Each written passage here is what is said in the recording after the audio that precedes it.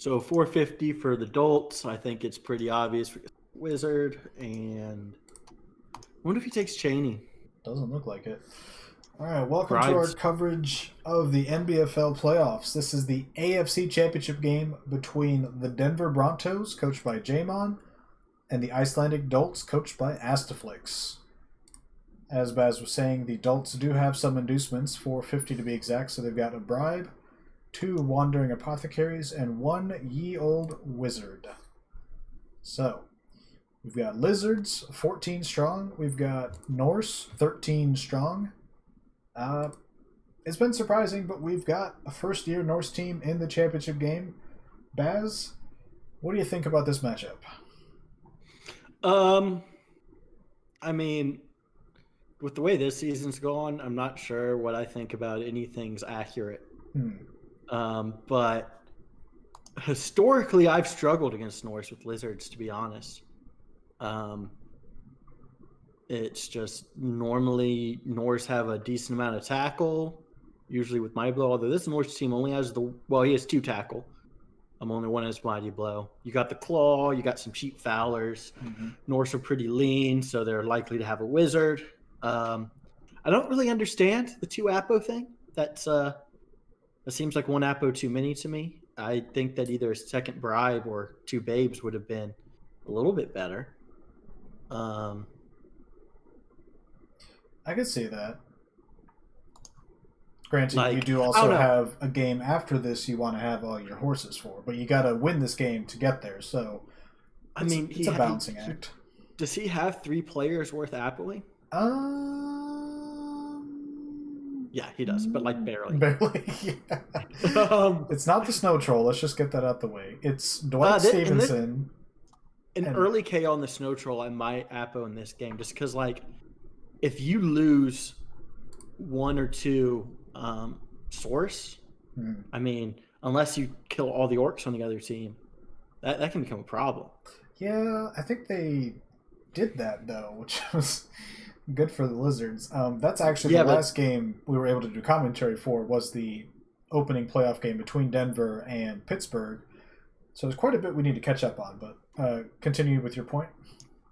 Yeah, but I don't know. I mean, it's just 2 Apo seems weird. I would have really liked a second bribe. I always like when my opponents have 1 bribe, because it's like, okay, I mean, 1 bribe doesn't worry me for whatever reason. Like, that might not make sense. I don't know. I mean, I often don't make sense, but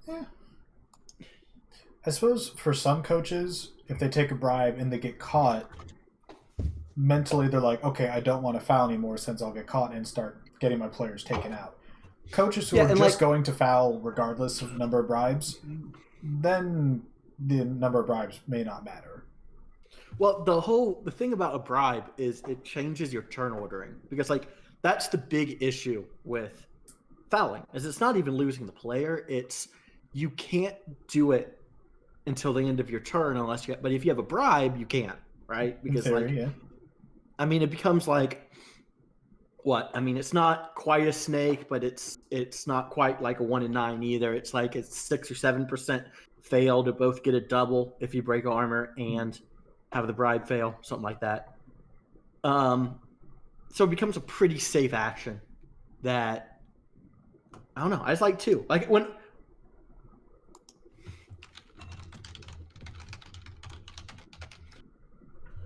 But yeah, I mean, when my opponent has 2 bribes, I'm worried. When they have 3 bribes, I'm like, okay, they probably wasted 100K. When they have 1 bribe, it's like, okay, well, like, this isn't. It's hard for that to be a game-long strategy. Right. But with 2 bribes, it's like, I don't know. I just feel like that's the sweet spot, personally. All right. So just a recap for the AFC side of the bracket. The aforementioned Denver-Pittsburgh game was the first game and only one we've been able to commentary for. That was number 3 Pittsburgh, number 6 Denver. The other wild card was number 4 Las Vegas and number 5 Houston. That's your team, and unfortunately, Doofer came out ahead in that one. So I wouldn't say it was unfortunate. I thought Doofer played very well. So, like, I did not leave that game feeling bad about the result in the slightest. Fair enough. that meant Doofer went on to play these Icelandic Dolts, and that one did not go well for him at all, apparently. Dolts won 2-0.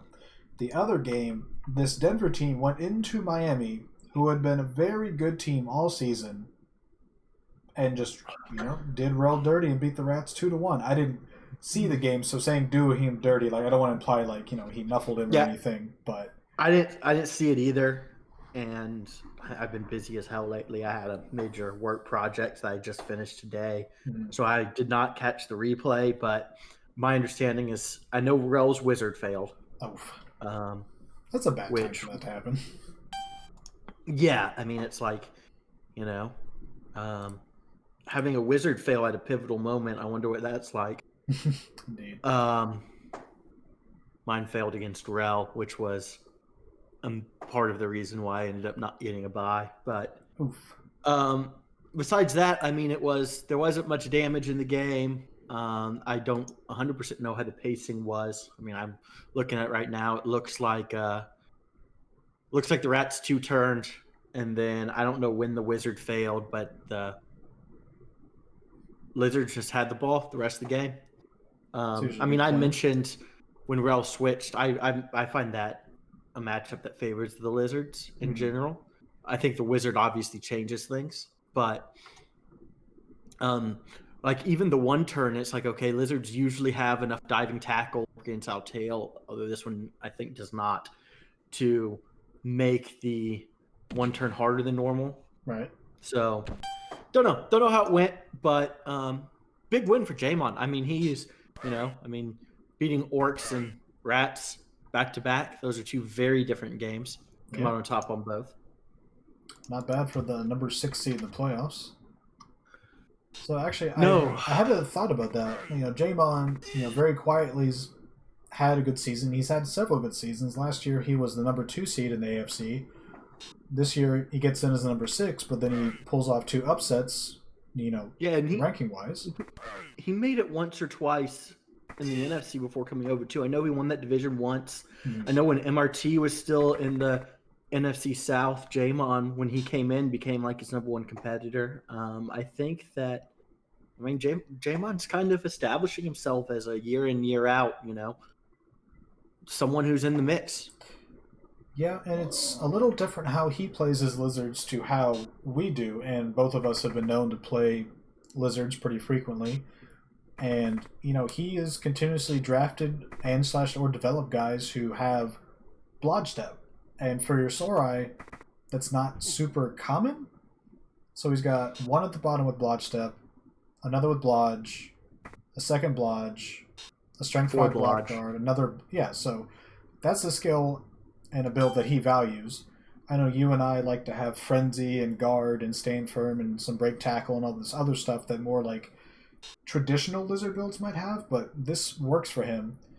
And Denver's a team that just kind of goes unappreciated in the AFC West because we talk about Crichton and how much success he's had as a coach on this site. We talk about Doofer and his pair of AG6 superstars, the 2 amazing players that he still has to this day somehow. We talk about Arcturus because his team is just so damn large that it always comes up as a topic of conversation with his Renegades. And Jamon's over here just doing his thing with his Blodge Lizards, and he's in the AFC Championship game. No, I do think that one thing that's been impressive this season is he lost his... Like, he had a couple just absurd schemes, right? Mm-hmm. And he's lost most of them. I mean, he still has 2 interesting ones, but they're not like what he used to have, and he's still right there. I think the Bloodstep thing's interesting. I mean, it's not what I do. It's one of those things that, like, though, it's very NBFL, right? Where you have the draft, you're able to get players that would normally be projects that aren't projects because, like, okay, he has Bloodstep, but he also, like, for instance, Morgan Taylor was drafted with Tackle, Mighty Blow, Dodge, Sidestep. Now, obviously, he doesn't have block, and that's kind of a big deal for a Saurus, but he still has a role. That's always been my big problem with Dodge on Lizards. I mean, if you look at Carl Mecklenburg, he just has block and dodge, and okay, great, you have dodge. what is it doing, right? Like, you don't have guard, you don't have anything to blitz with, you don't have break tackle. I mean, even if you take break tackle next, it's a long way until you have functional skills that like give you something new to do. But it is interesting. This is a great matchup because Asterflix is low on tackle. I mean, he's low on everything, but specifically tackle. Good move there to push the strength 7 block Croxagore away. Yeah, which, that's another one. It's like it's a very interesting player, and I don't love break tackle on it personally, but I understand lots of people would. I mean, he needs guard so bad. Yeah, I mean, I like Garden, like at 76, Garden stand firm would just be perfect. A problem of an entire different level, but it's still an interesting player that's hard to deal with. One thing with Astaflix, I mean, I think this is his 4th playoff appearance, maybe. I know I saw one with Vampires. He made it once with the Chaos Dwarves. He made it twice with Chaos Dwarves, because he made it once when he was in the AFC South with me, and then he moved to the NFC North for a little while, and he made it again. Okay. So not only did he make it twice, he made it twice in divisions where he really had to go through the wild card, and so, I mean, you're starting off with a couple potential losses there. He did good against my Rats with Chaos Dwarves, though, and he annoyed me quite a bit. But not off the field. We love Astaflix and chat and everything. His game plan not really coming to fruition so far. He's getting good blocks. He's getting pals. I mean, he's got 3 stuns, but I was about to say that last turn was drive winning, I think. I mean, 3 stuns at this point. I mean, look at how much space Jamon feels he has to give now. Mm-hmm. You'd much rather get a removal or 2 if you're Astaflix. I mean, obviously, if you'd gotten even 2 KOs, or especially if you got 2 casualties instead of 3 stuns, it's okay. Now this game has changed, but even this, it's like, okay, I mean, you've got a massive amount of space you can move into. You can also safely reverse. That's aggressive reroll for little gain. Yeah, it's. Oh, and the follow may be worse. It's a little early, in my opinion, for that reroll, just because, like, I feel like I'm behind. And if I'm behind, I'm already sitting and thinking, okay, I might need the 1 turn in my back pocket. Yep. And I mean, in this position, I mean, that's a surf if he wants it. I don't know that it's a smart surf, because, like, you're going to kind of lock yourself in some. A little risky, yeah. You can bet a lot of forces down here. But, I mean, Astaflix has watched games of mine where he's like, oh, easy surf. And I'm like, what the fuck you talking about? And he's like, oh, it's just a half die, 1 die. And I'm like, bro, I'm just going to run forward. Because, I mean, so I expect to see it. And, this move, I mean, that tells you right there he's not messing with the Yeti.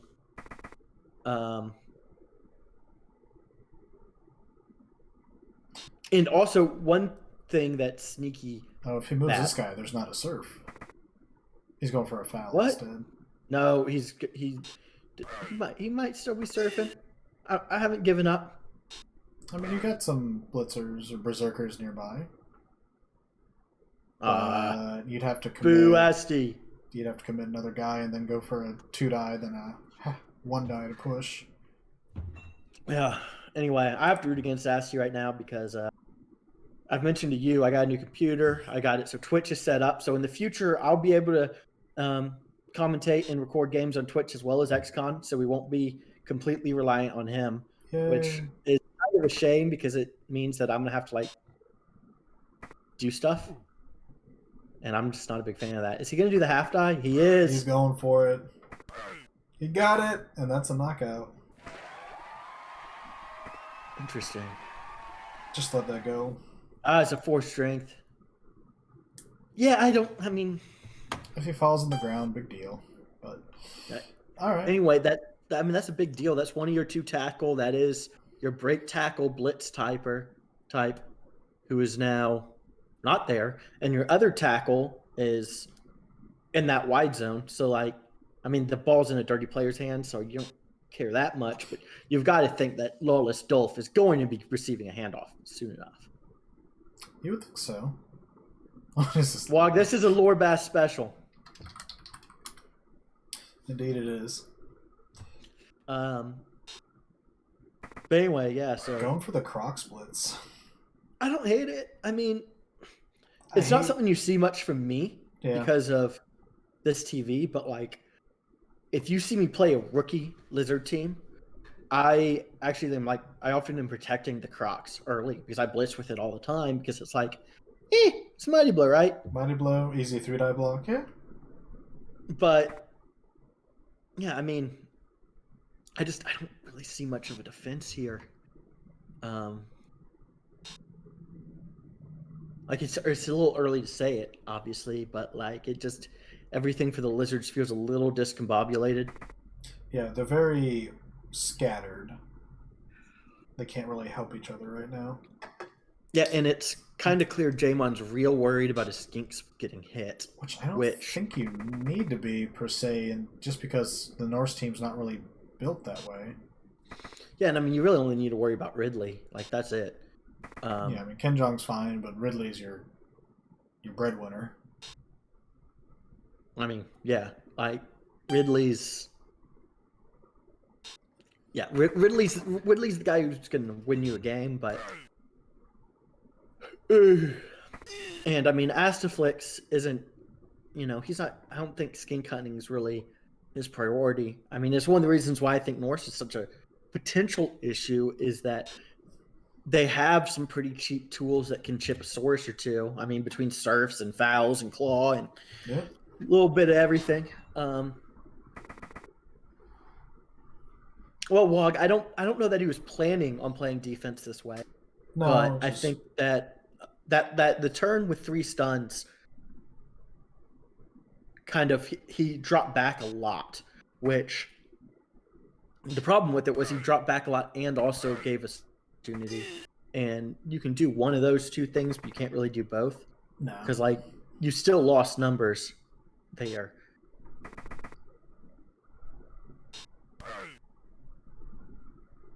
Let's see what happens here. Ooh. Ooh. Double skull. Lunar reroll. Gets the lunar reroll, then gets the casualty. I will point out, like, I felt this way against Norse as well, right? Where it's like, oh, they're getting so many POWs. But it's like, with Frenzy, 4 dice, right? So, like, you're basically getting a free reroll on it. Yeah. And with 4 dice, I mean, you're going to get a POW over half the time. Yeah. So, like, it's not that unlikely. And I mean, if you really want to sit and feel like your opponent's rolling way too many POWs and then look at the dice afterwards and be like, man, I have no idea what was going on, play Amazons. Yeah. Because it feels like every one of your opponent's die rolls is a POW when you play Amazons. It's kind of something I've noticed when I have a Blodgesaurus, that for some reason they seem to be POW magnets, but it's because in your head you're like, oh, he's a Blodger and he's strength 4. I'll use him to mark stuff or be a roadblock. And so they get blocked a lot. And when you get blocked a lot, especially by a Frenzy player, like you're saying, they get knocked down a lot. Even as blockers. Yeah, exactly. It's like, I mean, if you look at it so far, I mean, there's been quite a few AV breaks. But some of those are fouls. Some of those have been claw. You've got, obviously, the surf. But Asphyx is getting a lot of blocks off. You know, I mean, he's getting 2 hits on these Saurus almost every time. And that's one thing Asphyx is really good at, is maximizing the use of Frenzy without really putting himself at risk. Mm-hmm. He doesn't Frenzy trap himself a lot, or when he does, it's a spot like on that surf where it's like, okay, a fail's not killer, although I'm sure he would have re-rolled it. Oh, for sure.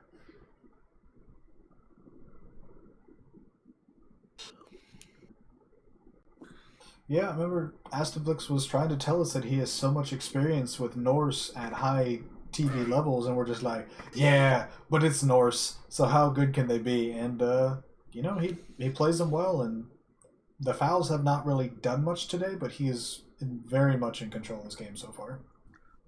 Yeah, and I mean he got some stuns, which like stuns are often like game winning. They really are. It's I mean one of the there's not much that annoys me more than Ooh. Bash coach who complains about getting stuns. It's like, bro, you broke armor. I mean, what do you think every single block should be your casualty?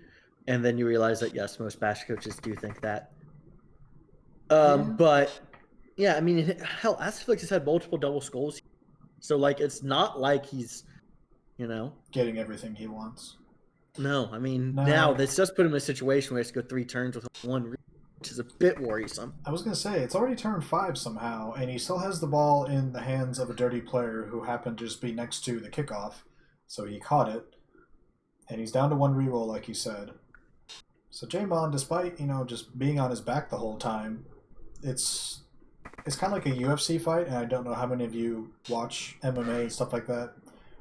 But even if you're on the ground and the guy's, wrestling you or grappling you or jujitsu, whatever it is, even if you're on your back the whole time, kind of defending yourself and not able to do a whole lot, you can just turn it around in that one instant with that arm bar or, the rear naked choke or something. So if Jamon can just put himself in a position here late in the half, he just might get one shot on the ball or to set up a turn 8 defense that Astaflix can't break through. Yeah, I mean, if you can soak up one more reroll the next 2 turns, you can put yourself in a position where Asterflix has to roll something. Mm-hmm. And that's better than it looks like it was gonna be. I mean, this is kind of, it's never done. I mean, hell, like that Crocs alone is gonna hold a couple players. Although it looks like all of his source are also held. So like there's a lot of obvious space for Asterflix to take next turn if he wants it. Mm-hmm. But still, maybe you can create something. I mean, you also have 3 rerolls left for the last 3 turns. We'd assume, and so like the skink cage dive, it does half dives sometimes work. It's true.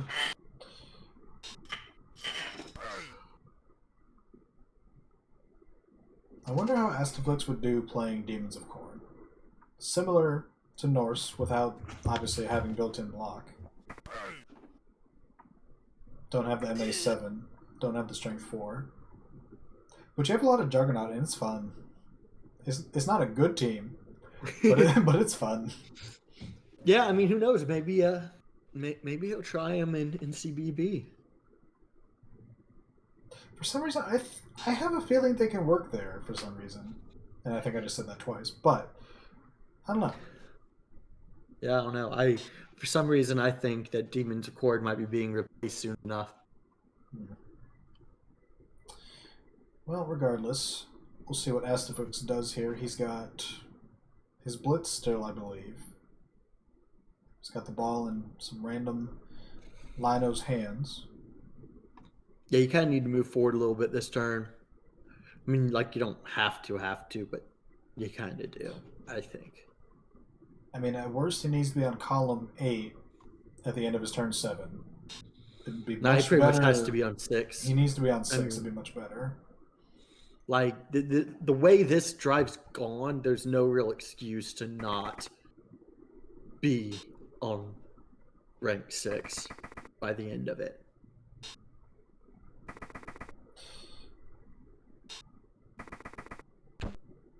All right, there's the handoff. I don't know. I feel like you could be trapping yourself here because skinks, they're sometimes resilient little bastards, and if you can get all 4 of them up there and just double call them, it could be very tough for old Asti to get through them. Yeah, I mean, I think that's where you're giving the ball to your 4-edge dodge player, so you do have a path if you have to dodge through stuff.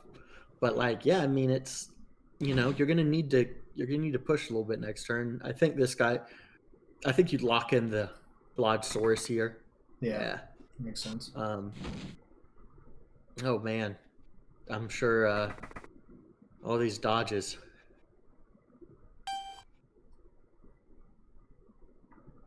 Looking like Amazon's out there. I suppose this half shows perhaps the weakness of this lizard build, and I mean, it's even if it was a Baz or XCon style lizard team and Astaflix is playing this well and getting the follow up blocks, I mean, it may not matter, but this is where having no guard for the most part and no stand firm could really hurt. Because your lizards, even if your Sorai are next to each other, if they're blodge steppers, they can't help each other per se. You know, with the Norse have the guard and the strength 4 and the chains and the follow ups. Yeah, I mean, you're just kind of getting pushed. Out, like, yeah, there have been no AV breaks for the lizards. They also have thrown 10 blocks. Like, you know, they've been on and 3 of those were this turn. Like the first 5 turns, it's like, you know how you don't break armor, you don't block anything. It's true.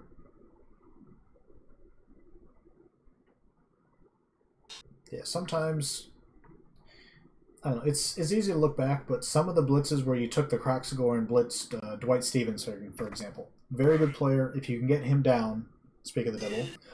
I mean, there's a ton of value in getting rid of Stevenson. He's the only tackle mighty as well. But if you use that blitz to instead free up Asaurus, and you can kind of get all the guys back together and have a wall of blodgers instead of just everyone's marked, everyone's on the ground, they're all separated.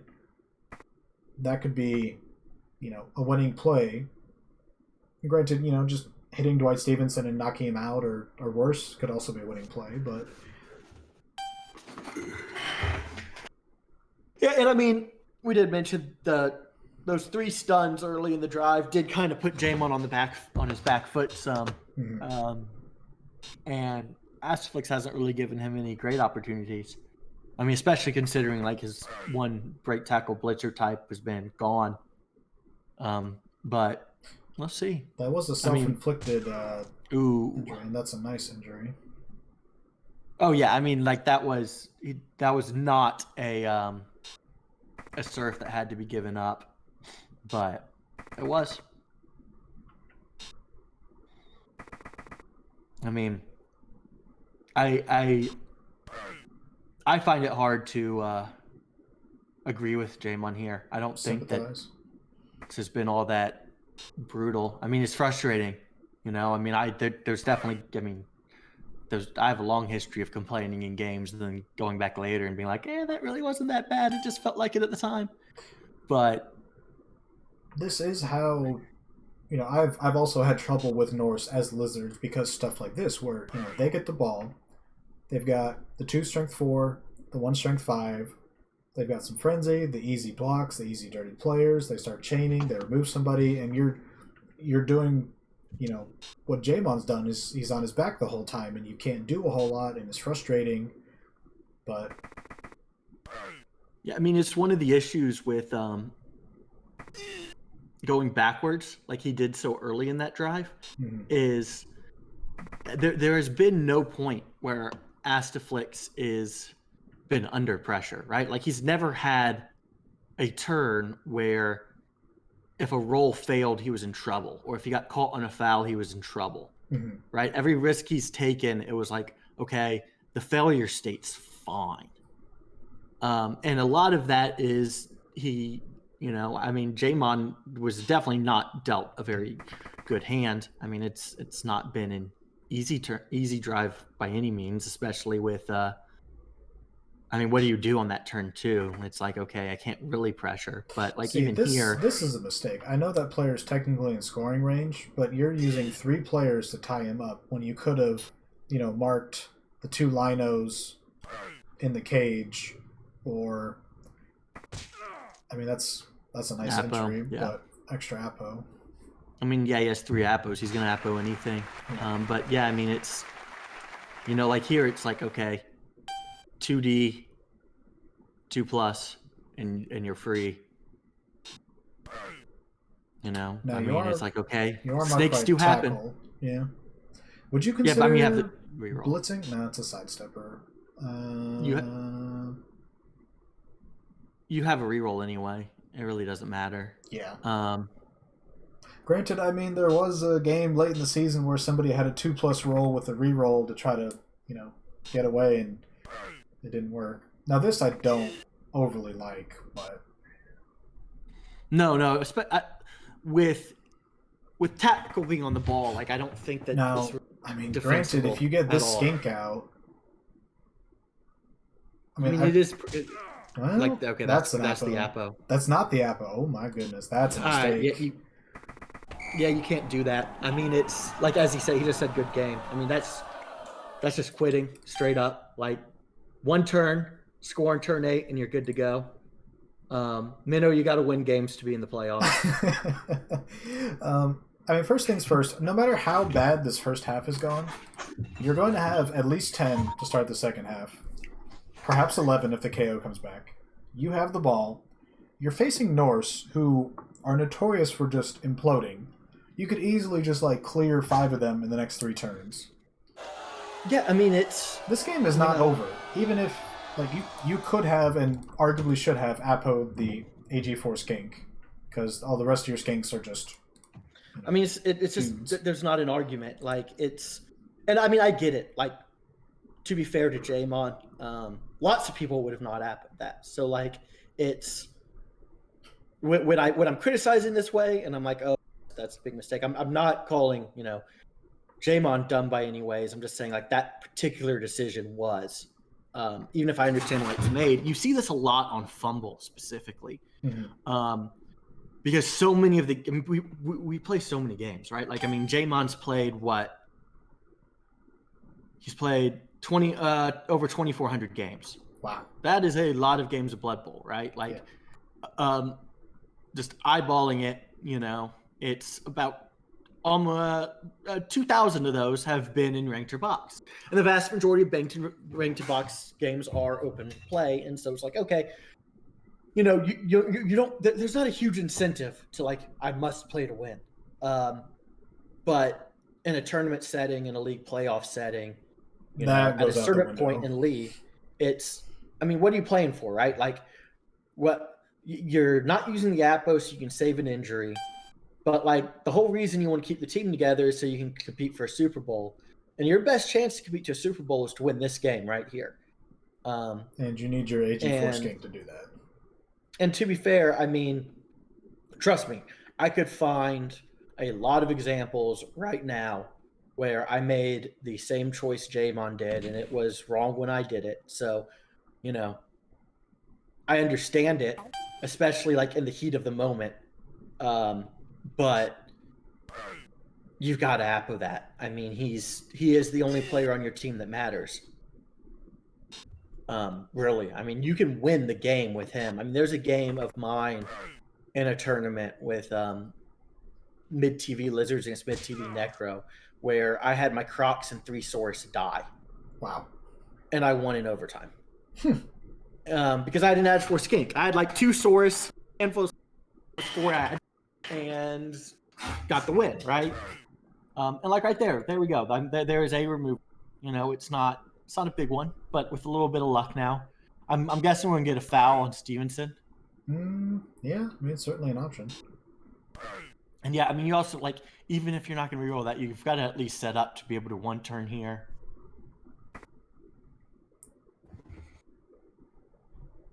Yeah, I mean, 1 turning is not.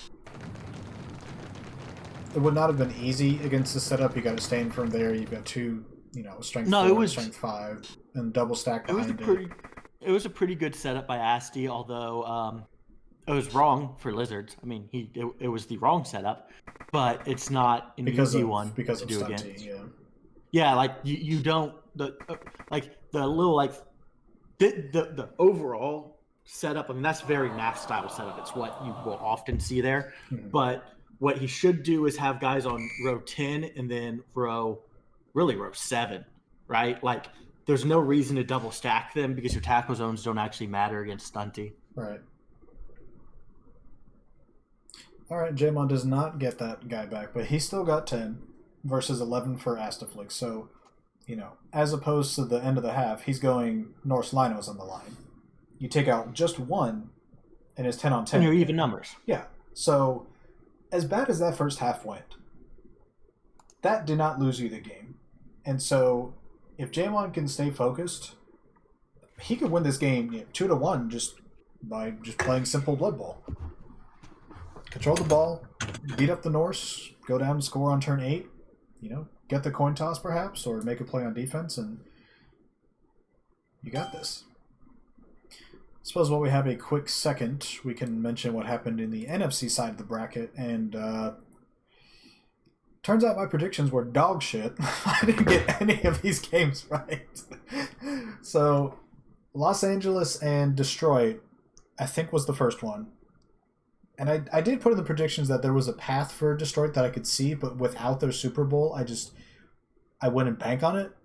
And so, of course, they go out and just beat the crap out of the Glams and win 2-1. Decay Bay uses their smothering defense and contains Wichington, so they win 2-1. So that sets up. Go ahead. That was just such a painful game to watch. It was like turn after turn. It's like, oh, Gark's done. And then Gark somehow works his way back into the game. It's like, oh! And then Gark's done again. And it just felt like he was just getting kicked in the balls over and over again. Oh, God.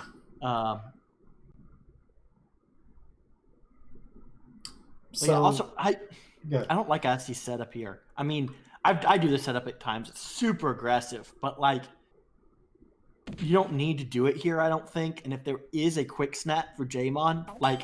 and you're giving him, extra 2, blocks. 3, 4 extra hits, that could be game swinging as well. I'm not a big fan of that. I do like Jamon setting up aggressively to take advantage. I often don't because, like, if there's a blitz, that's a pretty quick apothecary. Yeah, that's interesting to me because, like, that's telling me that Asti does not feel threatened. No, I was gonna say the opposite, right? Like he doesn't feel like. Oh, he doesn't feel confident. You don't appo that if you think the game's won, right? Like Sure. you appo that because you think the game's in play. Because I mean that's not an important player by any means. Well, I think people who want to see the fouls would disagree, but you're right. Yeah, I mean it's if he thought he was that valuable of a player, he'd not be on the line of scrimmage. That's a fair point. Right? Like, do you really need your kicker? Like, does where the ball go really matter right now? As an example. Ooh. Okay. Well, that's rough. 1-36 to 1-36. Yeah, I mean. Now, Dash is right. That is the only dirty player on the field, and he does have a bribe. So, I don't know. I don't think I would do it, but I'm saying in that case, don't have him on the line of scrimmage. Right. I mean, that's more where I'm at than anything else. I just don't think your kicker has value here. The whole reason, I'm not a big fan of kick in general. I think there's only a handful of teams that can actually make use of it. But yeah, I mean, I do think we're going to see a very conservative defense from Asti. I'll bet turn 5 for the Wizard. But back to the NFC bracket. So Decay Bay's smothering of Wichington, ball kicking, however you want to describe it, got him a date with Green Banana, and that didn't go well apparently. So Green Banana won. Oh no. Oh, I didn't see this. Yeah, I mean, this is.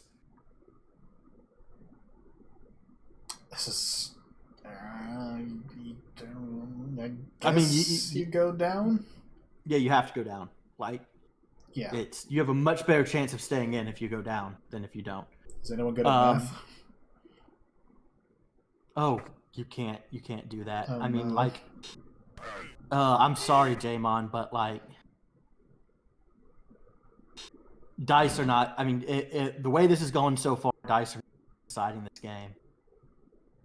Yeah, that guy, by not falling down, so by using dodge to stay on your feet, you guaranteed, almost literally, that he was going to get surfed and removed. You don't want him getting hit by the Claw Mighty Blow, but he would still be on the field. Yeah, it's like 88% for anything but a 1 in 9, right? Yeah.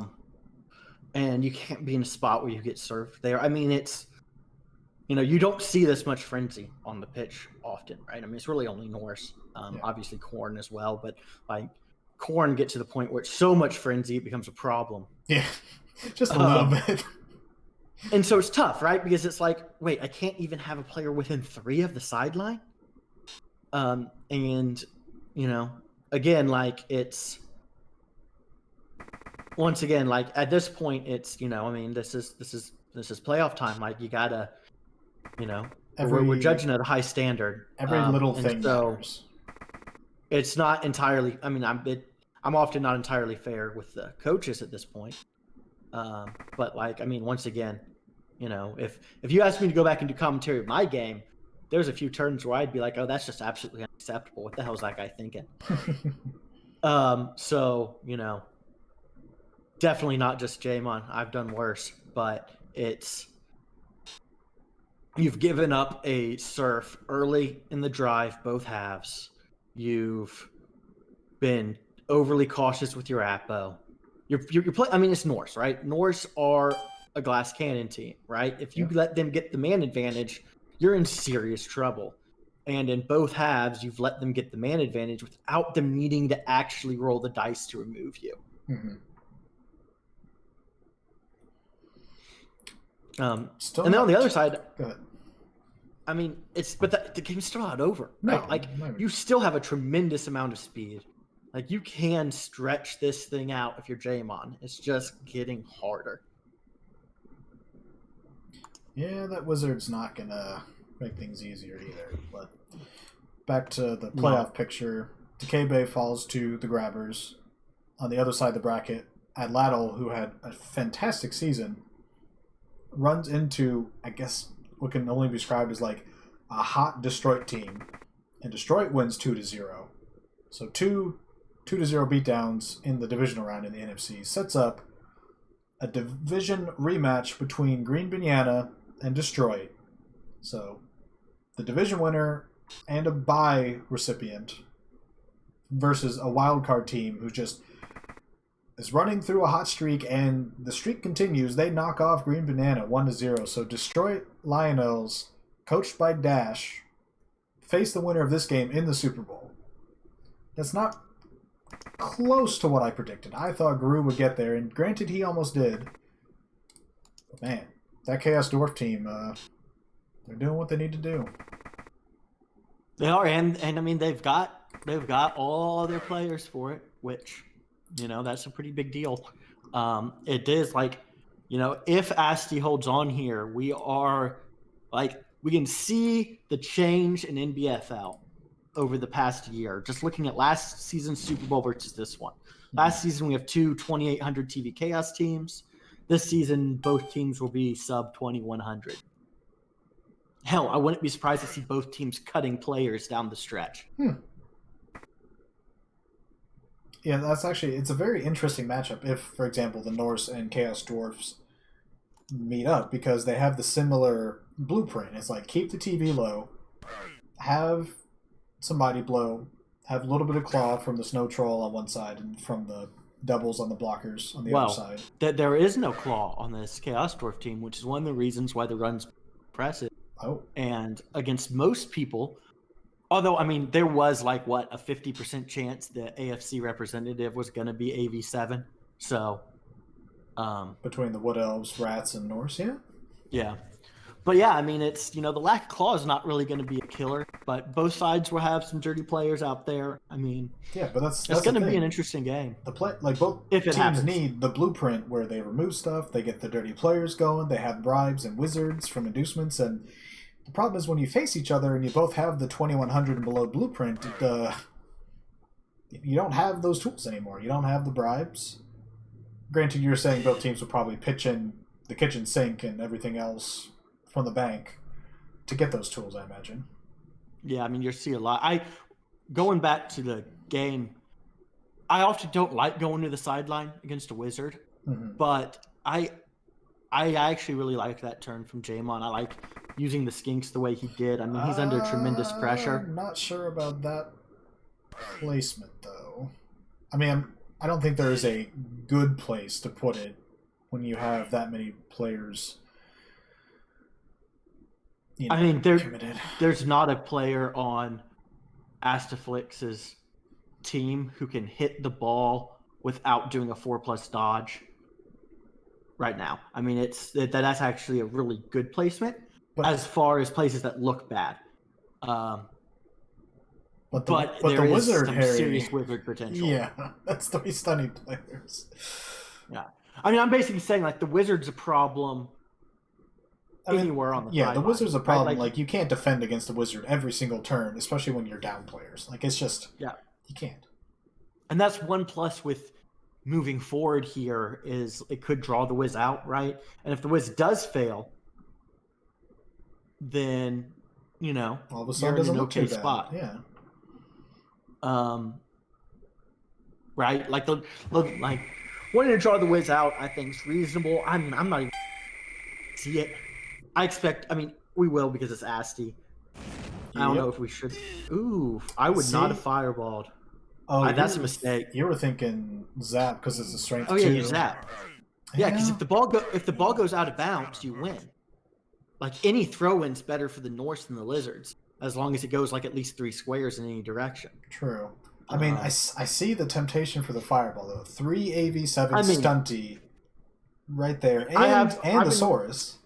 I've been spending a year telling all y'all that you should use the zap against lizards, and no one's listening to me. Well, considering so what the hell do I know? Considering how well fireballs did against your lizard team in the NBFL, I can see why no one's following the church of the zap. I mean, I've showed maths that they were the wrong choices. I got math here that says no, that was wrong, guys. But yeah, I mean, if you're Jamon here, that whiz is about as good as it could have been. And that's one of the issues with this one is you really had to get either Vance Johnson or Eddie Mack down, right? Right. Even if you got both the other ones, it doesn't matter. Mm-hmm. And that was one of the problems I had with some of them against me. It's like, okay, yeah, you have 3 or 4 rolls at the 50%, but you had to get these 2, which is a 25% chance, which is a lot worse than just a 2+. But again, I could be wrong. You're wrong. Like that. You're wrong because they hit the small odd play against you. Yeah, I mean sometimes that's the right play, right? Like and I'd argue that the one Dash did to me was probably right because it's not like he plays a team that had a good chance at recovering the ball after a zap. Right. But Rel did, right? So like I was like, okay, I mean, I think he's zapped there every time. But then again, I tried to zap against Rel this season and it didn't work. And he tried to zap against Lizards this season and it didn't work. So again, the results are going to be what they are. Yeah. I mean, if you do the right high percentage play,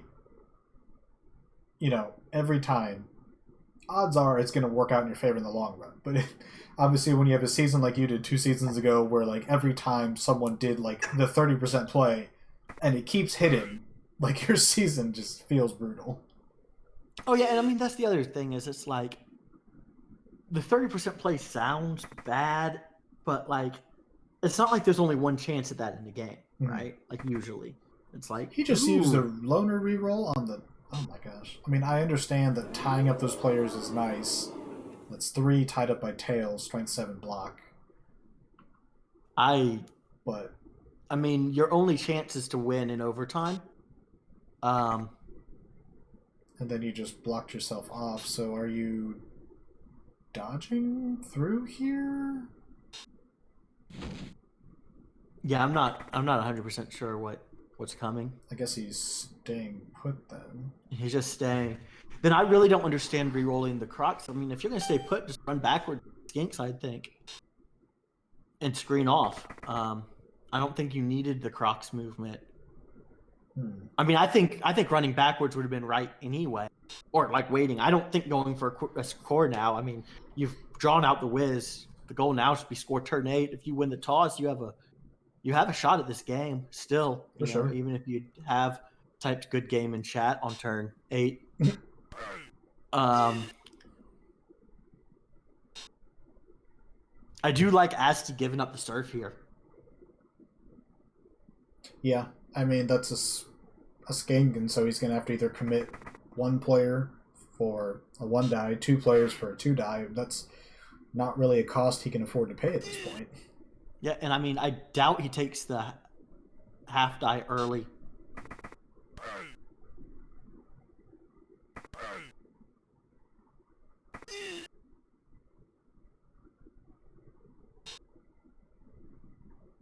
And then you see, I kind of want to put him on the ball, but I also that's a nice dodge there.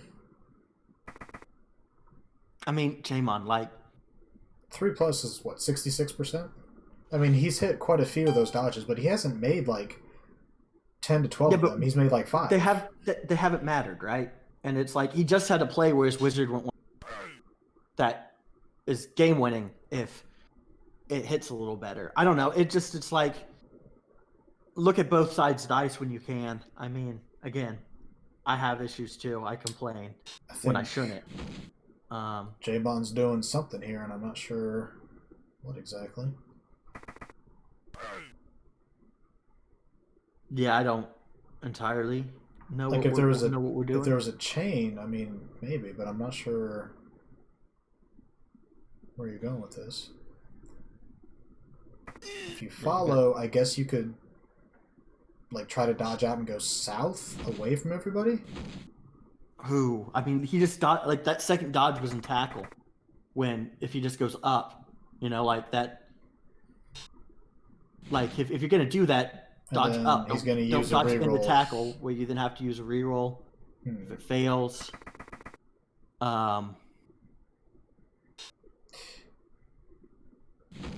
I don't dislike going backwards at all. I mean, I thought that's maybe what you should have done the turn before. Yeah, and I think the problem here is Dwight Stevenson can just hit you, like straight up. There's 2 GFIs and he has tackle on the ball. True. There's 4 rerolls left for Asti. I mean, it's a pretty easy call for him. You don't have enough. Like you got to drop the. Okay, there we go.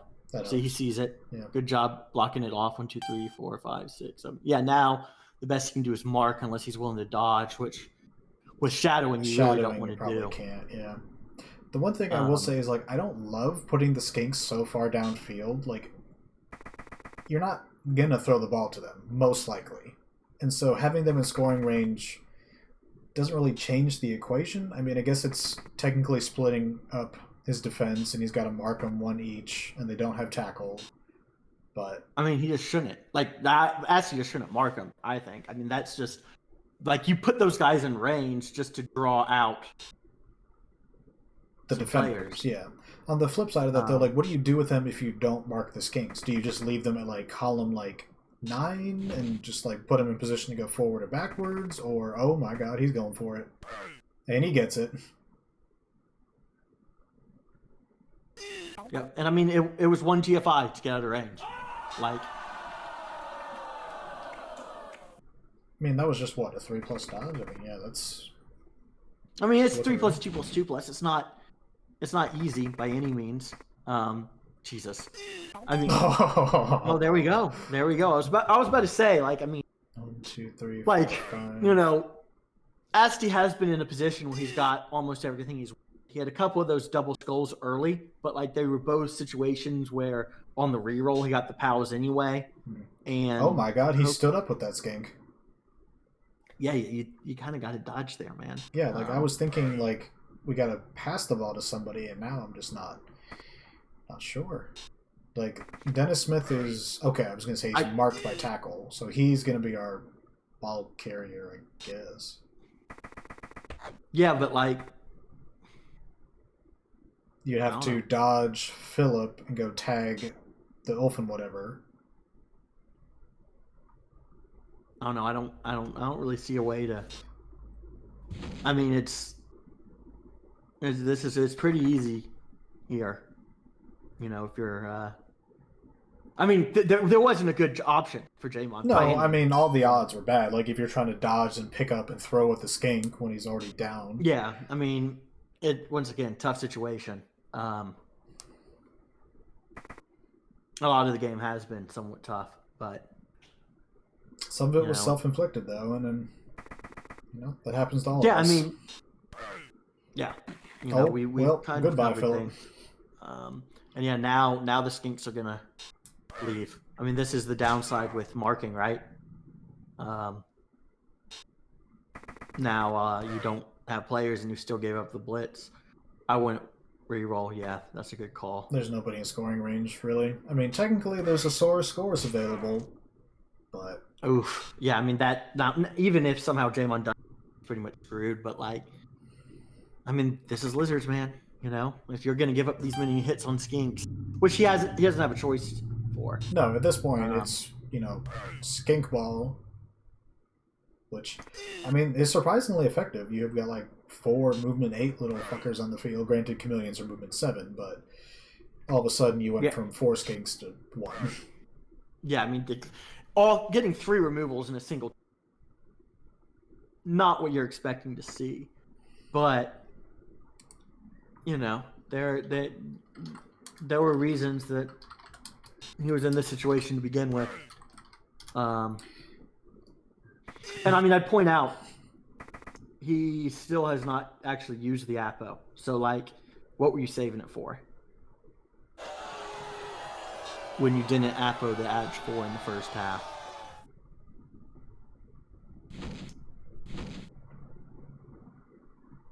Yeah, I mean, here you can't go near the sideline, so you got to go right there. You got to go at least 1. I think you just got to double because, if he pushes you backwards or you fall down. Even now, you're screwed because he has friends. He's just going to push you out. But you still have to do it and make him like. I mean, that gives him 2 chances for the double score. I mean, I guess 1, 2, 3, 4, 5. I mean, it would need to be a triple. So like, it's not. Yeah, you move that. He's just going to get pushed out. Move that guy, and then you blitz him. And if worse comes to worse, you push him into the other one, and he just jumps up and hits him. Yeah. Anyway, congratulations to Astaf. Commiserations to Jamon. Really good season for Jamon once again. I mean, we mentioned earlier he has definitely established himself as someone who's going to be in the mix every year. But I do think that it takes time to get used to the different overtime knockout play, and I think Asti definitely had the better dice here.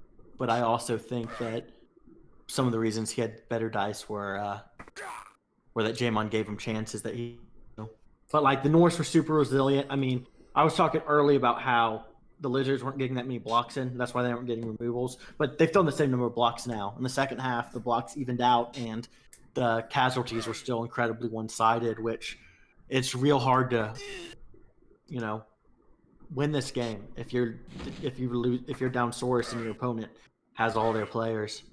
But we'll see. I mean, Super Bowl is going to be interesting. I wonder if how Dash feels about the result.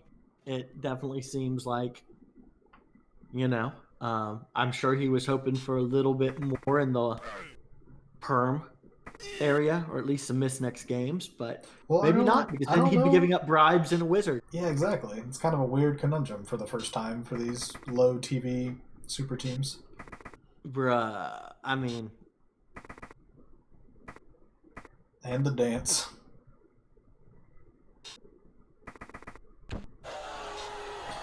And the icing on the cake touchdown, so... Alright. Congratulations, Asaflix and the Icelandic Dolts AFC Conference Champions going to the Super Bowl.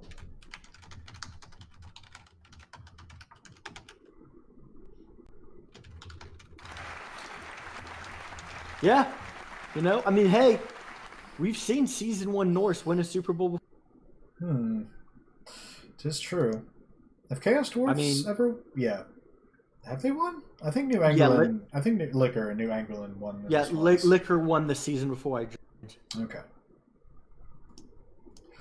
Alright, well, just throwing this out there, I'm off Sunday and Monday this week, and then I'll have time over, like Christmas Eve and Christmas, although I doubt they would want to play then. So hopefully their schedules mesh. If not, Baz, I know you're busy, but you can also do this now, so hopefully I know. It's holidays, so things are obvious. But, depending on the timing, we'll definitely try to get some sort of cast in on the Super Bowl. For sure. We will all be rooting for Dash. I was going to try to be unbiased, but I mean, that's fine too. I mean, Regardless. as he knows, I'm just fucking with him. The AFC South has a proud tradition of losing Super Bowls. Thank you for joining me, Baz. I know Menno, Dash, Malcor, Wog. I'm missing several people were here in chat, so we appreciate it. Have a good night, everybody. Hopefully we have an awesome Super Bowl.